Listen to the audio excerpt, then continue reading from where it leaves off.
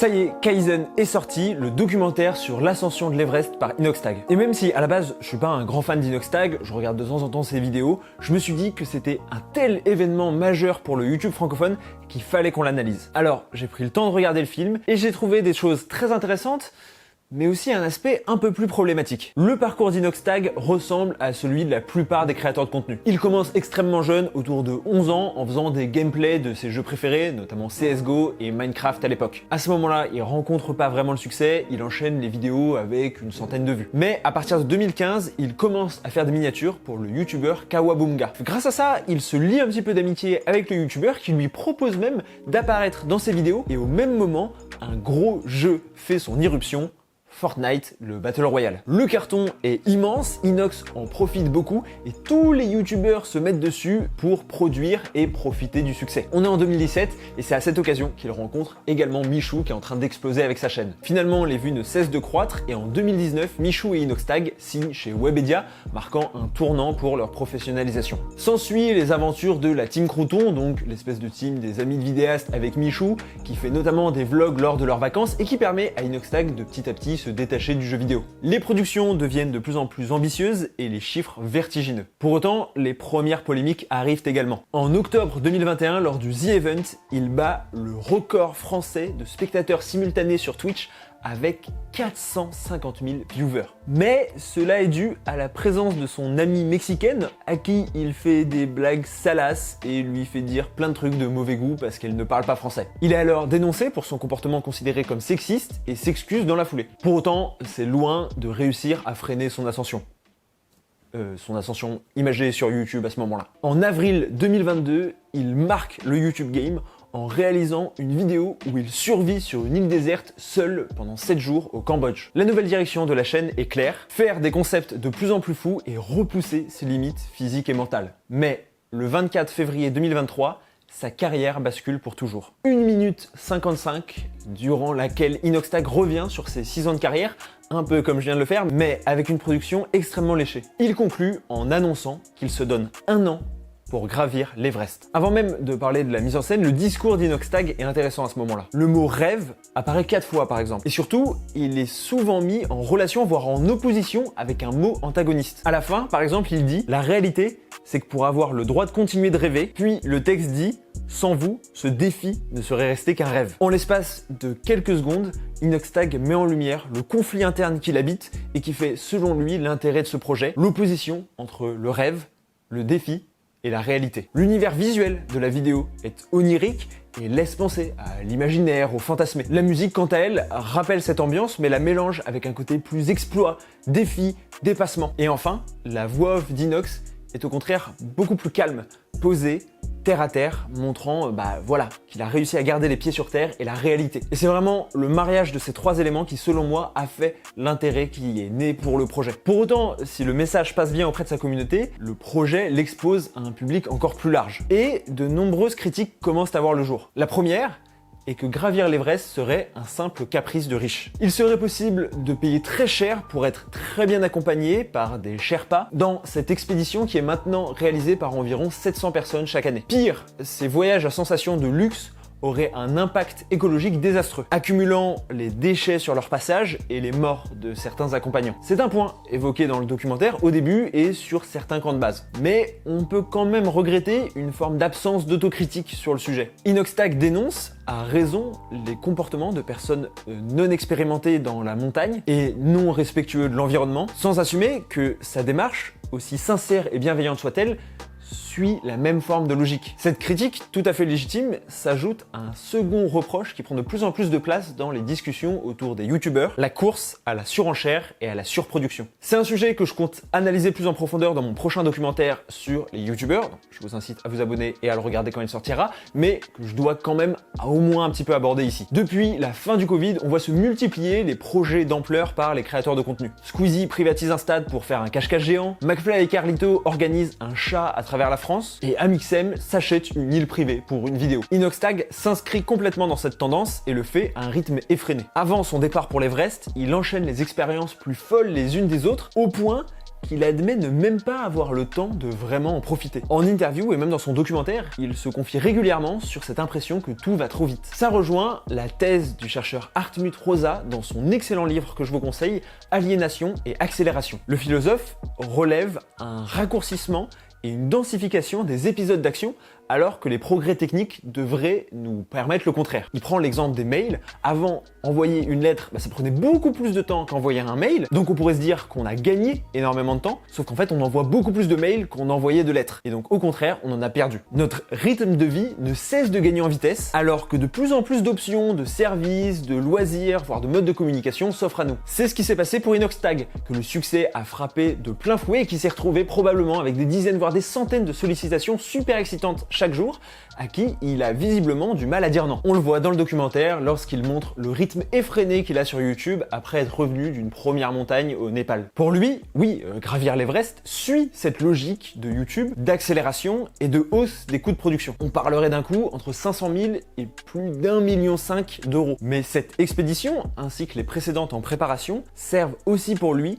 de décélération de son quotidien. Plusieurs séquences dans le film mettent en opposition la vitesse de sa vie de youtubeur et le calme de la montagne. Puis même sa volonté de se reposer à Cuba, de se rapprocher de la nature. Parce que, à la suite de son ascension de l'Everest, il n'est pas tout de suite revenu sur les réseaux sociaux. Pendant près de 6 mois, il a disparu, créant même une forme de chasse à l'information. Et c'est intéressant parce que ça montre qu'il a tellement habitué son public à une hyperactivité et à une forme d'omniprésence médiatique que son silence devient un discours à part entière. On le voit un peu avec les youtubeurs, mais avant on l'avait plutôt vu avec des artistes comme Damso, PNL, Daft Punk ou Nekfeu, qui justement soit se retirent des réseaux sociaux, soit se taisent pendant très longtemps et reviennent d'un coup avec un gros événement, et c'est ce qu'a voulu faire Inoxtag. Ça lui a permis de revenir avec un documentaire de 2h30 qu'il sort dans les salles de cinéma, lui conférant une forme de légitimité et créant inévitablement l'événement. Ainsi évidemment qu'un très bon retour sur investissement, puisqu'on parlerait de plus de 200 000 billets vendus. Finalement, le documentaire est sorti hier au moment où cette vidéo sort. Je l'ai regardé et voici ce qu'on peut vraiment en retenir. D'ailleurs, n'hésitez pas à me dire si vous l'avez vu, si vous l'avez vu en salle ou si vous l'avez vu sur YouTube. Personnellement, je l'ai rattrapé sur YouTube, donc un jour après sa sortie en salle. Et surtout, qu'est-ce que vous en avez pensé? Et même, de manière générale, si vous l'avez pas vu, qu'est-ce que vous pensez de ce projet d'Inoxtag? Ce que je trouve intéressant, c'est qu'au-delà de s'inscrire dans une quête personnelle et de réaliser un rêve, l'Everest permet à Inox de développer et de renforcer un narratif médiatique autour de son persona, donc son personnage médiatique. Et ce narratif, c'est évidemment celui de l'esprit shonen et plus globalement du culte de la performance. Pour mes fidèles abonnés non initiés à la culture japonaise, le shonen, c'est un type de manga plutôt destiné aux jeunes adolescents, plutôt les garçons, type Naruto, Dragon Ball ou autres animés qui faisaient faire des crises d'angoisse à Ségolène Royal. Inoxtag est très attaché aux animés, en particulier One Piece et son personnage principal Luffy, qui rentre complètement dans les codes du shonen. Et d'ailleurs, il se met très souvent en scène avec le chapeau de paille. Il a fait toute l'expédition avec le chapeau de paille dans son dos.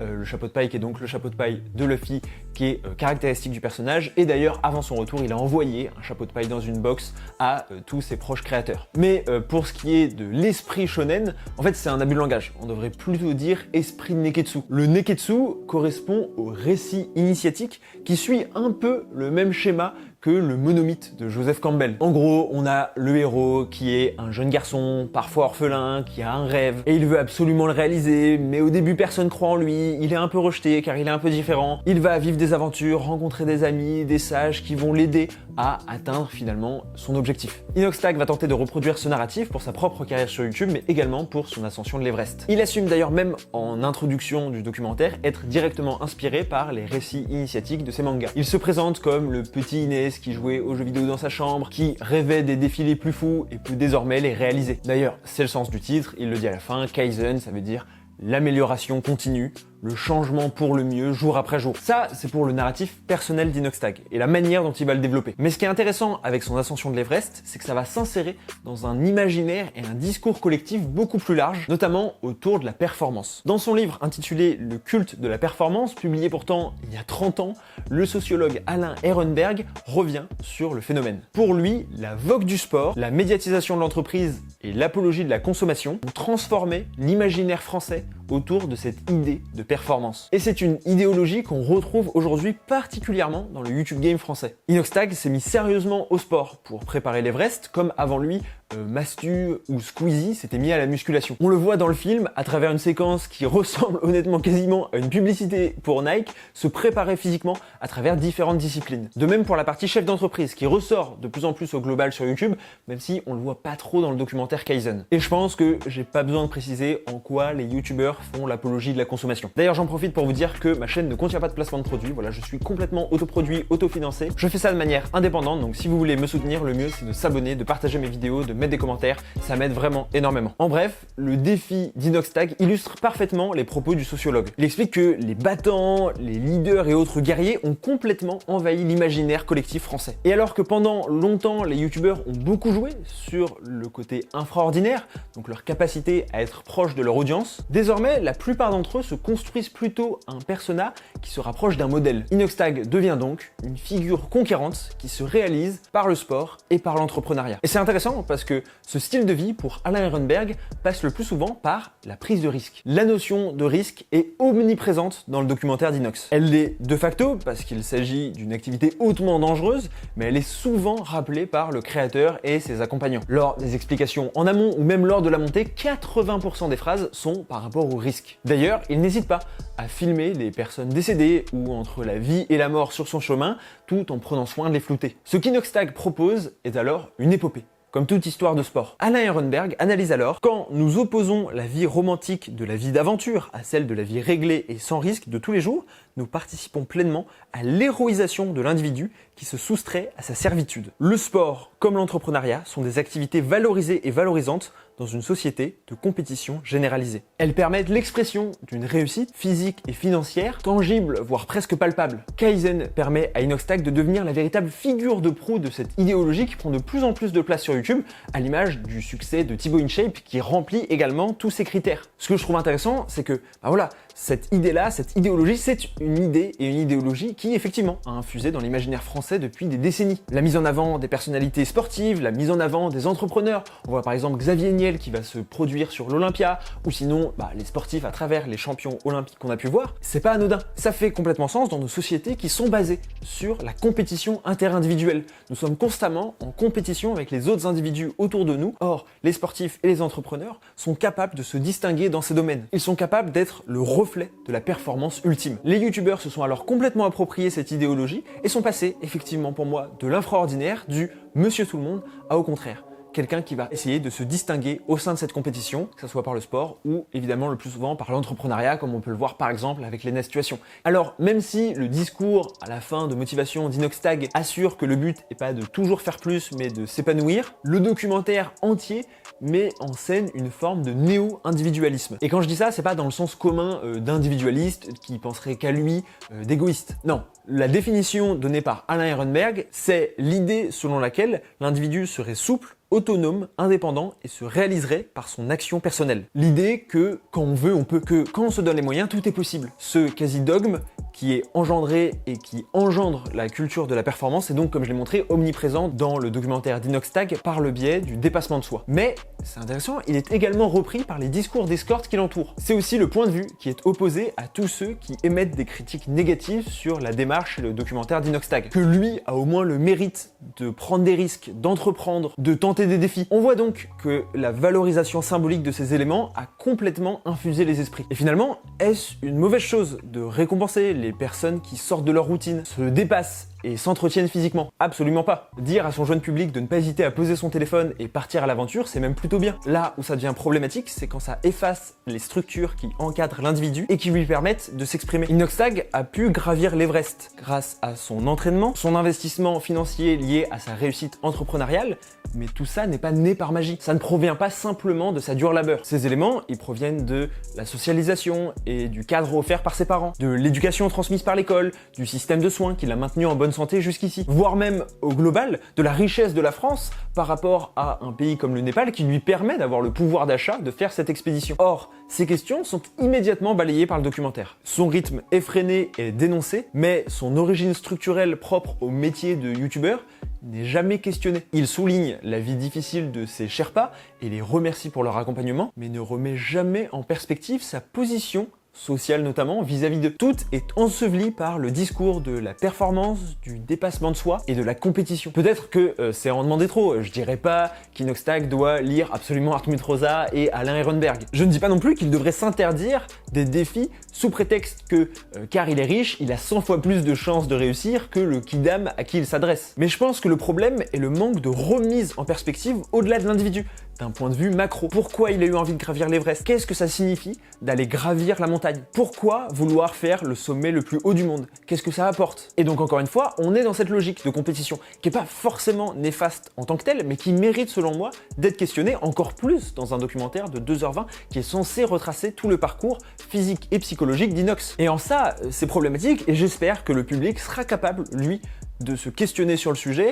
et au moins d'ouvrir ce débat. Inoxtag a promis de revenir transformer de l'Everest, changer. Alors espérons qu'il se mette à se pencher de plus près à ses dynamiques et au sens de l'image qu'il renvoie. Voilà, j'espère que cette petite vidéo bonus pour réagir quasi à chaud au documentaire d'Inoxtag vous a plu. Si c'est le cas, n'hésitez pas à vous abonner et à donner votre avis en commentaire. Merci énormément à tous ceux qui soutiennent la chaîne, ça me fait super plaisir. On se retrouve dans 2 semaines pour une nouvelle vidéo. C'était Adam Bros. Ciao!